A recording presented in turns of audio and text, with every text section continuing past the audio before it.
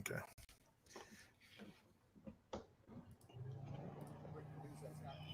Pictures now. This is New York City, where there are hundreds of protesters who are out and about. Our Athena Jones is with them, covering this story for us. She said that this protest started at the Barclays Center in Brooklyn and is now in somewhere in East New York. These are pictures now from New York from our affiliate WABC. You can see an extremely large crowd of people out on the streets of New York City. Of course, they're upset and marching about the charges that were filed against one officer on a Taylor case, officers who are involved. That the charges for the one officer not related specifically, I should say, to Breonna Taylor's death, but the way he conducted himself during the shooting that evening. I'm going to get now to pictures from Louisville, Kentucky. I believe we have two reporters who are on the scene there, and that's Shimon Prokopez and our Jason Carroll. There was a 9 o'clock curfew in Louisville, Kentucky.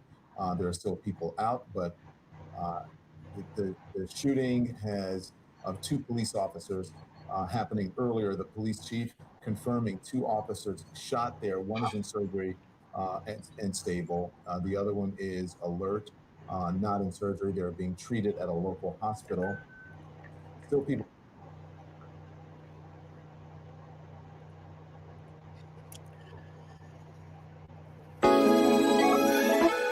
But don't be the meal. You know when you said that? Yeah, don't be the meal. Experience is the best teacher, but truth is the Holy Spirit is the best teacher. If you can find the straightest path to the queen that you're supposed to be with, I believe in, and she finds her straightest path to you, then I think it gets away from all those, the skeletons in the closet. We aim for the wrong things. Right. We aim to make our children a good husband. We aim to make our children good wives or successful businessmen or whatever. Right. The aim is wrong. Trending is not happening without curiosity. So what's driving curiosity? You understand? People that are successful, people that are effective in life are people with priorities. All right. Good morning, you guys. Hey, welcome to another episode of the Brothers of Legacy. So, as you saw, if you were here in the beginning of this episode, you saw a clip. Hey, Mama Corey, Lisa, hey, and Mom. Deborah, thank you for coming through. I appreciate y'all. If you are on Periscope or Facebook, make sure that you share the broadcast out. Make sure you tap your emojis today. And hey, Pearl Hula Hoop Queen, great morning to you, ma'am. Good morning, Pearl Hula Hoop. If you were here at the top of the hour, I did show a clip from Don Lemon, CNN commentator, reporter. We're talking about this morning the reactions to the miscarriage of justice with Breonna Taylor. So I'm curious to everybody who's watching and can comment. Hey, what's up, BJ? Morning, Junior. And who can comment? I would love to hear or read your reaction. So while you guys are typing those, I'm going to ask Pastor Brian what your reaction was when you heard that incredulous miscarriage of justice yesterday. What did you think? What was your reaction? Tracy Boylan says we aren't protected. Let me make sure y'all can hear me. Yeah, we can. I know what makes some folks mad today. Some days you just know you're gonna make folks mad. We aren't protected because for decades we've been the protectors. We are always seen as strong, and we're constantly overlooked and overestimated. And the reason why she said that, I'm sure, because the topic that I put in was, why don't we protect our queens? Okay. Why aren't our queens protected? Yeah. I'm gonna have to fix my background because I can see my brick wall through my.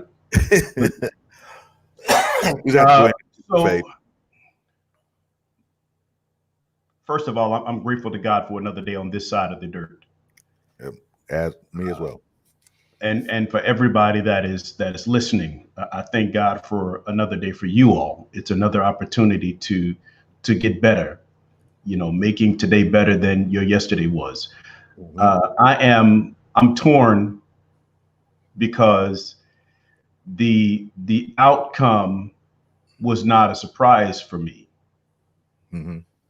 because we are not favored in these situations. Rarely does it work out to our benefit. Right. Rarely. Now, I have to caution people, and I know I'm going to tick some people off. People are going to question my race card and all of that. But if there were no Tamir Rice, Trayvon, George, Ahmaud, if we didn't have so many cases across the country, I think that we would have to take a closer look at the situation in Louisville. Now, nobody commented, but I think that means that people are just waiting to hear where I'm going with this. Right. We hear that police knocked on the wrong door and killed an innocent woman. If you look at this from the perspective of taking a case to the grand jury, where there is some skepticism as to whether or not police officers followed rules, or whether they were overbearing, or whether they were, overt in their approach, there is a case for that. The question is there a case for murder? The police was acting on a subpoena of lies. Too many higher ups would have to take responsibility for her death. Exactly. So I had to do the research. I had to look at the case in its entirety, and I shouldn't have to, but the reality is that's what they're going to do, and that's why we got the outcome that we got yesterday. The issue is that they were at the wrong house, but they were at the wrong house because it was the wrong timing. Because the former boyfriend of the young lady was into drugs. So you cannot say the drugs had not passed through that house. Yes, someone died. Yes, someone has to be held accountable because someone died. But the basis upon which someone died is what the grand jury was looking at. Okay. Now, y'all not gonna like what I got to say, but I'm gonna say it anyway. There was a history with her ex-boyfriend, but she had changed boyfriends. So whatever was happening at that house was not happening any longer. We're talking about what led to the police being at her door. It's not that they were at the wrong house. It's just that the timing was wrong. They didn't have updated, they had outdated information. Now, the girl is innocent all day, every day. The problem was the boyfriend, her old boyfriend, her ex-boyfriend. When the police came, the question of use of force comes into play. Anytime you knock on a black person's door and a black person has a gun and a shot is fired, the police are going to kill somebody. That's the world we live in. And they are always going to be justified, period. Right or wrong, that's what's going to happen. For that reason, yesterday was not a surprise to me. I hate it. I don't like it. It's a shame. But you asked me how it made me feel. It didn't make me feel anyway. I already felt what I was feeling because we don't win. Yeah. And it didn't help that there was, even though he was licensed to carry, he had his gun legally, the fact that he fired a shot. You weren't going to win. Somebody was going to die. And it's a shame. But to think that, yeah, there was no knock, but again, you're saying there was no knock. Nobody really cares because the reality is they had a warrant, they had a subpoena, and they had a no knock warrant. They had a no-knock warrant.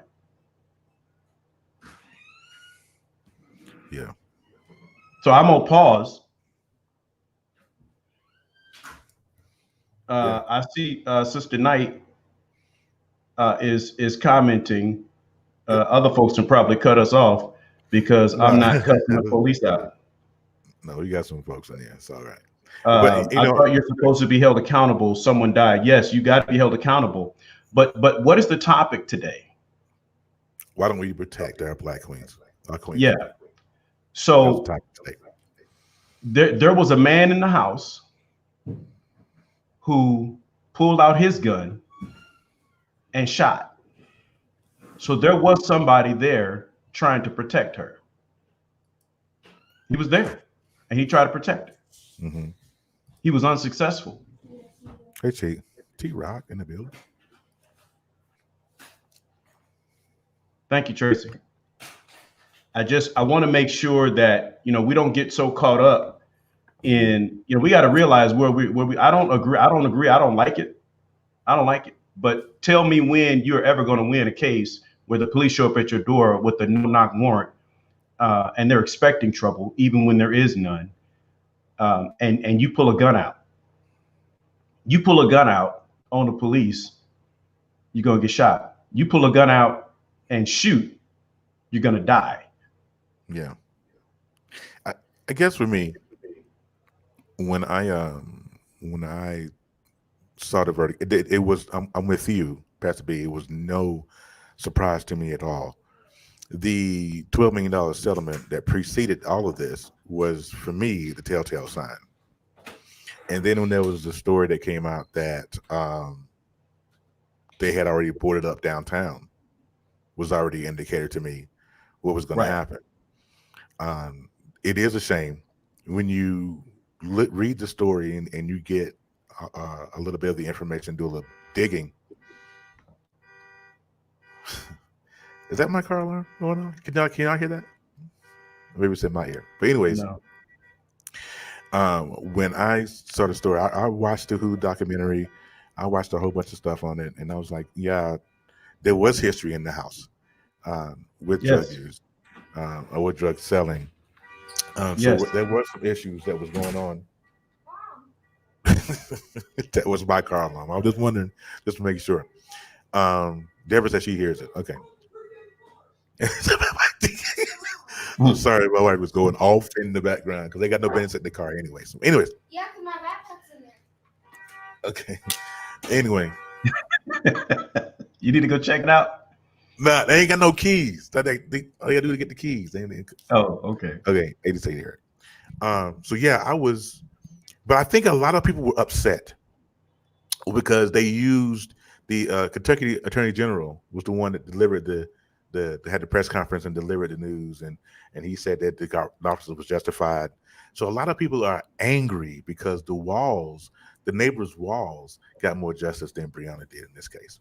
And I because they only charged the one cop with wanton of endangerment. Endangerment charges. Never even heard of that before.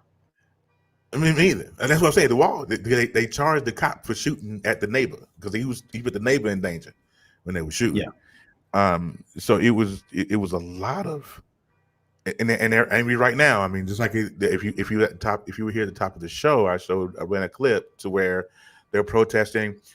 Two officers got shot. One's in stable condition. One is, I think, okay.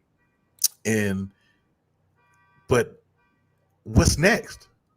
I mean, some of us knew that this was going to happen. I for one, like I said before, when I saw the settlement, when I heard they were boarded up downtown, I knew, and there was no need for me to even try to get upset about it because I already knew what was going to happen. I mean, so what's next though? How do we keep our young queens out of this position? I mean, this woman was in her bed asleep. If you're gonna sling dope, do it someplace else. The saying always goes, "Don't poop where you sleep." You know what I'm saying? Well, if you want to blame someone, blame the ex-boyfriend. Yeah, exactly. The overkill alone should be addressed. The boyfriend shot once. They returned fire over 30 some bullets, randomly shooting in a home and not hitting the active shooter is crazy. Yeah, well, that speaks volumes. You know what people underestimate the level of fear that police officers walk around with every day. They shouldn't be a cop. They go out there that much. When you consider the pattern of shots fired, they were all over the place. Yeah. So the police officers weren't even aiming; they were just shooting. Yeah. Like a bunch of untrained people with license to kill. Yeah. Right. That's the issue that we're facing. The reason we are, as somebody put in there, we're outnumbered. The reason we are outnumbered is because if the numbers were even, they know they would lose. Right. They know we're outnumbered, we're outgunned, because they know that in a fair fight, we would wax them. That's the reality. It's not, I'm not being braggadocious or anything like that. It is just the truth. We are a chosen people. There is power that we have that they cannot see. Right. The X out here in this position to begin with. Right. Exactly, Samantha. That is exactly right. So if there's someone to hold accountable, it has to be the X. Ram, thank you for that comment. We are not running a winless race. We just have to understand the race that we are running, because the race, it's the scripture talks about what is given to the swift, nor the battle to the strong. The race is not given to the swift, nor the battle to the strong, but to the one that endures. This race has already been won. We cannot lose, but it does not mean we won't take casualties. And I think that's where our mindset has to turn. The enemy has already lost. So the only thing the enemy is trying to do is trick and to deceive. The Bible says that he is trying to deceive you, sift you as wheat. He's out as a roaring lion, seeking whom he may devour. He wants to take as many casualties as he can, because the battle is already over. And I think that, we put so much emphasis on the natural realm that we forget that this is a spiritual battle. And we are a chosen people. We are a royal priesthood. And if we could get our mind and our spirit in the right place, we will then learn how to fight this battle. Because you're not going to fight it with bullets. That's not how you win. It's not going to happen. Yeah, that's not going to work. That's not going to work. So, yeah. So I'm going to read some of these comments because I missed a few. Samantha, right, that the ex out there in the position to begin with, she was a casualty of his wrongs, which is absolutely true. Davis Garden, good point about the no-knock warrant. Didn't they say that the no-knock, they actually did away with the no-knock warrant and it was unconstitutional or something or another? Yeah. So anyways, thinking my time for what I understand and hearing the ex tape, she stated Breonna was not part of it. Well, I guess it doesn't matter if she's in the house. The guy's already in custody. Reverend Kojo, I don't know who that is. Okay, so and that goes to the topic, right? The topic for the day is what? Say the topic again, brother. Why don't we protect our queens? Why don't we protect our queens? Queens, yes. Why don't we protect our queens? Let me say that one more time. Why don't we protect our queens? Let me say this. We have a challenge, a problem with definitions in our community. Mm-hmm. We have a problem. We have a problem defining roles, positions, responsibilities, expectations, and those types of things in our community. So when you ask me, why don't we protect our queens? I asked my wife, why is she still with me? I asked her that. Why are you here? Why haven't you left me yet? She said, I don't want to leave. I said, why not? She said, because I choose to be here. I said, but why do you choose to be here? She said, because I love you. And I said, why do you love me? I said, because loving me does not mean that you have to be here. And she said, I'm here because I'm content. I said, yeah, but is life about contentment? She said, well, there's more than that. And I said, well, help me understand, right? Because you can be somewhere a very long time. She said to me, she said, divorce is not an option for me. And I said, why not? I want her to talk about these things because I am ineffective talking about it if I'm not living it. And so I said, do you see yourself as royalty? She said, yes. I said, so you recognize yourself as a queen? She said, yes. I said, so that makes me a king? She said, yes. I said, no, it doesn't. Because you see yourself as a queen does not make me a king. Follow me now. Women call themselves queens, and they have an expectation that their king is going to cover them. My question is, when you are uncovered and you call yourself a queen, are you sure you have a king? So are you sure you have a king? Because, bless you, Dwayne, what I found out after watching Steve Harvey and Ced the Entertainer and what's his name? Bernie Mac. When I watched them, those are kings, but they call themselves kings of comedy. You understand? So to me, that means, and take nothing away from them as black men and kings, but there are a lot of people wearing crowns. But do they understand what their kingdom is?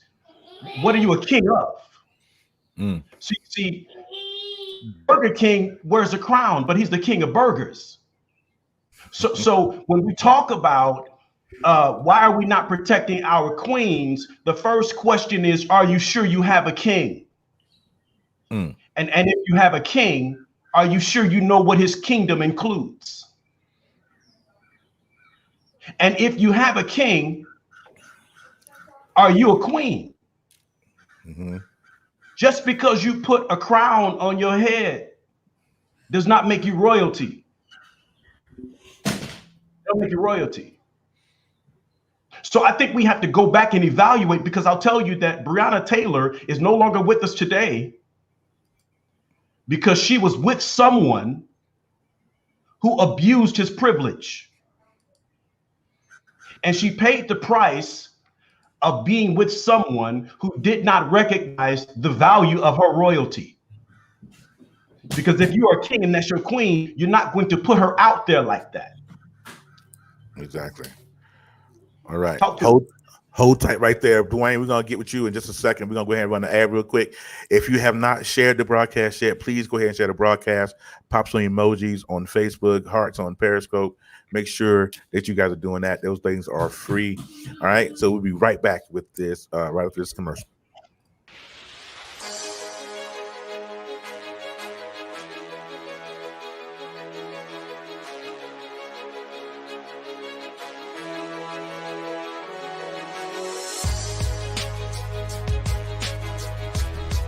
Listen, I want to thank you for being a part of the Brothers of Legacy. Those brothers that are connecting and commenting during our broadcast, sharing and joining our groups, as well as those that are supporters, the ladies that have our back and constantly cheering us forward. Listen, we are in the process of expanding into local areas, right? We are in the process of expanding our reach and encouraging more men to volunteer, to be a part of their community, and to not only stand out, but to stand up. So today, I want to encourage you to do a one-time seed or a monthly seed into the Brothers of Legacy. Now, what will that do? That will cover administrative costs as well as reach other brothers and meet people at their need. So to do so, we need that financial support, as well as if you are a brother or if you know someone that would like to be a part of this movement, please connect them with us. Listen, we are ever expanding, we are ever growing. We are doing great works. We are changing the narrative. We are changing the narrative. So this is your opportunity to be a part of that legacy. Our legacy is about the building blocks we start today. Our legacy is about the building blocks we start today. So this is an opportunity for you to seed into Brothers of Legacy, make a difference. Your difference starts now, and it'll affect now going into tomorrow. So we appreciate you. We thank you. And I thank you for all the supporters that's already given. And for those that desire to give, this is your opportunity. And I'm thanking you in advance. So I appreciate you. Thank you so much for your support. And I'll see you later. Take care.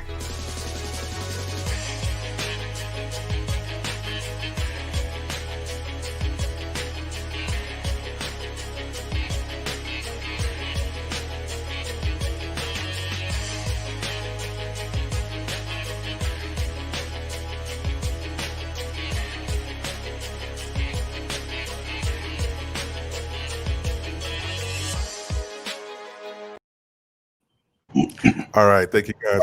Thank you guys. Welcome back. Welcome back. Welcome back. All right. So just to recap real quick before Dwayne get into his spiel, we were at first talking about Breonna Taylor and the reactions to the charges that were filed on yesterday from the DA, and now we're talking about protecting our queens. And Pastor Brian just gave us a great nugget dropping session there. So Dwayne, start from the top, sir. What was your reaction? Where are you?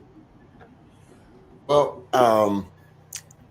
I'm a Tupac fan, and I remember a line that Pac had that says, "Although you was a black queen, mama. No, although you was a crack fiend, mama, you still was a black queen." Mama, dad's jam. See, I think every single thing that Pastor Brian said was absolutely accurate. I was watching him. But I want to speak to those who, a king or a queen with no authority is just as good as nobody. If you don't understand your authority, if you don't understand your reign, if you don't understand the boundaries of your kingdom, if you don't understand your dominion and your domain, you can never effectively rule. And just using the analogy queen, for me, it brings up thoughts of ruling, right?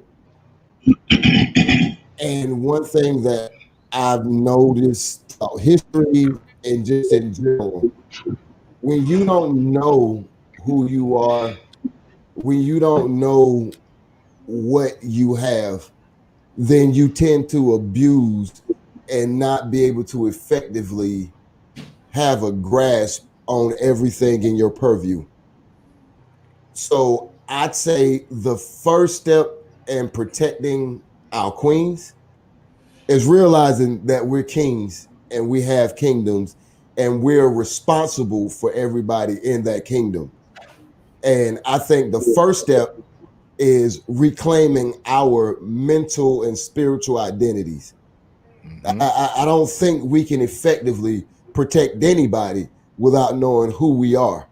And I think that our neighborhoods in America right now is filled with a bunch of young men, grown males, who absolutely don't know who they are. And a king that doesn't know his authority is no different than the typical peasant in his kingdom. A king that doesn't know his authority doesn't know what's at the command of his voice. He doesn't understand that when he speaks, that action has to be, that things has to be accountable. And people don't respect that until they realize, until they see that, wait a minute, it's not just him. He's got an entire army behind him. But that happens only when there's unity. When the kingdom is divided, there's no real power. For instance, America is in a weakened state right now in the international community because we're divided at home. Yes. If America was on the same page and said, okay, Breonna Taylor, that's murder. Yeah, she's black, but let's give her the same. If America was on that page, we wouldn't have collusion issues with Russia, or it wouldn't make the front page. We wouldn't have the division between Republicans and Democrats. And I know that's stepping on the edges of it, but it speaks to the bigger problem, because we, as black men, we can be easily bamboozled. I don't want to use that word, but it was the first word that came. We can be bamboozled easily because we're in a place we're fighting for, and we want respect. I hear a lot of black men talk about, well, we don't even get respect from the black woman, so how you want us to protect it? Look. We are, without a shadow of a doubt, who we are. Largely due. Let's not make. Look, I'm not bashing a man. I'm a man all day, but let's not bash. Let's make it clear. We are who we are in many cases because there has been a queen trying to act like a king. Let me say that again. Our community is filled with queens who have tried to be kings because kings haven't always been present. The church. If you look at the church, you show me any powerful ministry in America, in the world, especially in America, I'm pretty sure that it's heavy laden with black queens. The intercessors, I've always seen the queens. The hospitality ministry, it's always been queens. The strong mothers by default has been the queens, because us as kings, we've been absent. And the reason why our queens aren't being protected per se is because we have absent kings. It's not that kings don't want to be kings, because I can guarantee you bother anybody in my kingdom, anybody in my house, you may have to kill me. You gotta see about me, buddy. Yeah, in the words of, and I know some of y'all don't listen to rap, and some of y'all may be, it may put you off a little bit, but I ain't always been saved. And one of my old school favorites was Pimp C, and Pimp C had a saying. Rest in peace. He said, "If you mess with my family, you would have to smell my cologne." Woo. Come through here. That's it. Well, the reality is, if we're not in our kingdoms, if we don't realize that we're kings and that there's ramifications for bothering anybody in my kingdom, if you don't realize that, you'll never protect a black woman, because you don't value a black woman, because you don't value you as a black man. Come on, boy. You gotta get to say that better myself. Yeah. That's good stuff. The Para Hula Hoop Queen is loving everything you're saying, Dwayne. Keep doing what you're doing, brother. That's my dog. We have a bigger problem. We have a bigger problem in the black race. Some black queens don't always feel protected by black kings because the kings are absent. Just like Dwayne said, that's good stuff, man. That's good stuff. Right. Yeah, because I walked many a moons thinking I was a king, when all along I was a jester, because I had no idea what I was doing. So it took life taking me by the horns and saying, "Hey, this is wrong," in order for me to get into that place, to take my position as a king of my council. You see that? You see what just happened right there, Dwayne? Yes, sir. No, I'm here. No, you didn't lose me. Okay. You see what he just did right there? He said, for years, I thought I was a king, but I was really a court jester. But he said I had to go back and take. You see, a lot of us don't understand. See, I'm not a king by choice. I'm a king by right. I'm a king by right. I'm a king because I was made a king. Come on now. Right? 2 Peter 2:9 says we are a royal priesthood, and no one has to called me king, I have to accept my kingship. I have to accept my royalty. I've got to take that for myself. You understand? Because it is mine. It belongs to me by right. Yeah, I do, Tracy. I do. Revelations 1:6 says we are kings and priests. And the reason why this is spiritual is, and the reason why I said it earlier, we have to go back and look at the definitions. We have to recognize what our true identity is. Right. Not to interrupt you, but Tracy, could you go ahead and post your comment, sister? Please do. We 100 here. Absolutely. Absolutely. All right, now that's the warning. I know Tracy B. She all right. Hey, these conversations have to be had. Yeah, she's as real as they come. I tell you. Every kingdom in the earth was taken by a king. Facts. Just consider what I'm saying. Let that sink. If you are to have a kingdom, you have to take your kingdom. And before you can take your kingdom, you have to first take your kingship. You understand? Now, here's the thing that'll throw everybody. This is the curveball. This is the curveball. The Bible does not define king as man. The Bible defines believers as kings. So when we talk about kings and queens, I have made my wife a king, but God has made, I have made my wife a queen, but God has made her a king, because my wife has a right to everything that I have a right to. Everything. We are all heirs and joint heirs. That's me, and that is also my wife. She is my queen in my kingdom, but she is spiritually a king and a priest in God's kingdom, because she's a believer just like I am. Nowhere in scripture does God appoint the spiritual kingship to men only. Talk to me, somebody. So I don't want to get this thing confused. She's my queen because she belongs to me. But she's got the same access that I have in the kingdom realm. Yes, hula hoop. Yes, you call your husband king, but he had to first call himself king. So our issue is definition. Our issue is identity. Listen, man. You'll never understand this without a relationship with God. Because before you can declare in the earth, you've got to get instructions from the heavenly realm. In the earthly realm, we proclaim, we declare. In the heavenly realm, we get what to say. You have to go into the heavenly realm, receive a word, come to the earthly realm, and proclaim and declare what you have received. So without relationship, you have an identity crisis. That's real. I don't want to get too deep into that.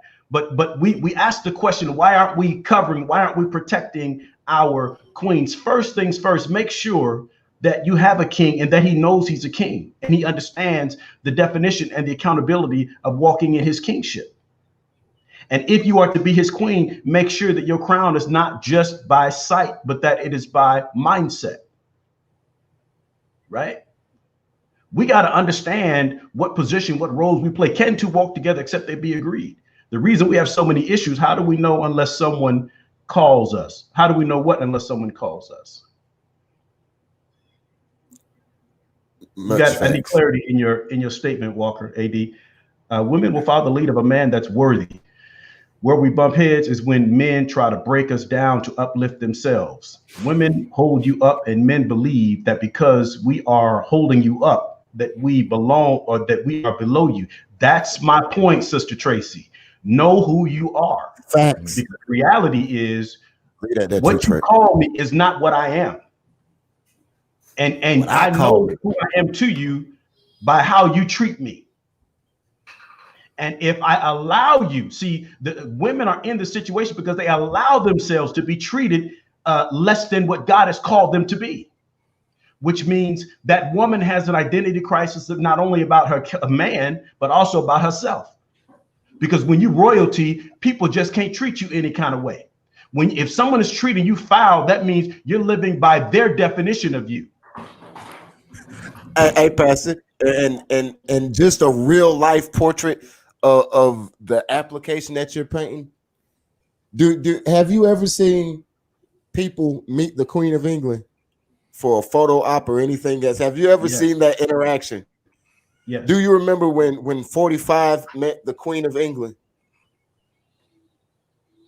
Yes. Do you remember how how he approached her like she was everyday people, and he was reminded quickly that's the Queen, and you have to behave yourself in such a manner? See, here's the reality, and here's the actuality in our neighborhoods and in our men. We look at Chicago, right? The vast majority is being promulgated by men, correct? We go to any major American city, any rural American city. My hometown in South Carolina, 7,800 people 2 years ago had 74 bodies. I want you to hear that. 7,800 people, 74 murders. Okay. Yep. So that means there's a couple people that got stabbed and killed because they got robbed. There's a couple people that got shot and killed because somebody messed them out of an ounce or a quarter ounce or a couple grams, or somebody said something about somebody, shot them up, stabbed them up. You see fight, you see World Star, we see it all day. We see videos of little girls twerking and being posed. We see all of these things, right? You know why? Because that's how we see ourselves. I won't fight for you to be a better provider for your family. I won't fight for you because I committed to you and to make our lives better and to be your protection and to be your backbone. I won't fight for you on any of those things that makes us better, but I'll kill you over $10. I'll stab you because you looked at me wrong. Oh, you got the wrong colors on. We got problems. You called me a name. We got a problem. You just disrespected me as a man. We got an issue. Yes, sir. Why are we so quick to flip the script in those situations, but we don't have the same fervor, the same enthusiasm when it comes to the women who hold us down, and even when we don't hold ourselves down, for the women who will go out and not only be our cheerleaders, but be our investors and be our number one supporter. Why? Because we have an issue here. We got a broken issue here. It's all about identity.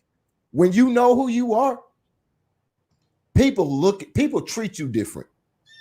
People treat you how you allow yourself to be, and how you allow yourself to be treated is the person that you see. When I first started selling my book, when I first published my book, my personal this was my personal feeling. I said to myself, I will give this book away if it means that somebody can be helped. And I said in my mind, you know what? All it takes is for it to be in the right hands of somebody who looks at it is like, oh, there's value here. And then I was like, the money will follow. And then I had a conversation with somebody who had been an author, successful author. And they said, you know what, Dwayne, if you don't value your book, no one else will. If you give this away, there was like, think of how many free things you've gotten in life. There was like, did you take care of it? Did you use it? Right. Most of the time it's no. And he said, you have to see the hard work, the sweat, the hours, the days, the months that it took for you to write this. And you have to understand that value. Because if you don't, nobody else will.